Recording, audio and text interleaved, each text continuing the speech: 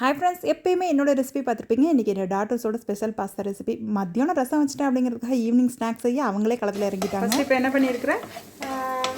Oil, butter தேவையான அளவு, அப்புறமேல வந்து குட்டி குட்டி சாப் பண்ண இது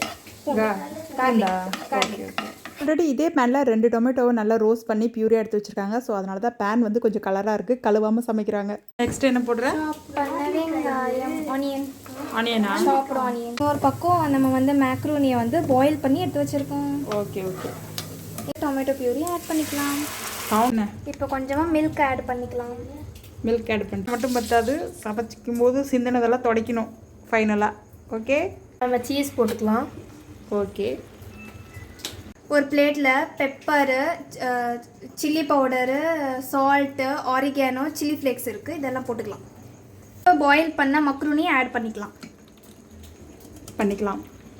அப்புறம் மிக்ஸ் பண்ணிக்கலாம். கெச்சப் ஊற்றிக்கலாம்.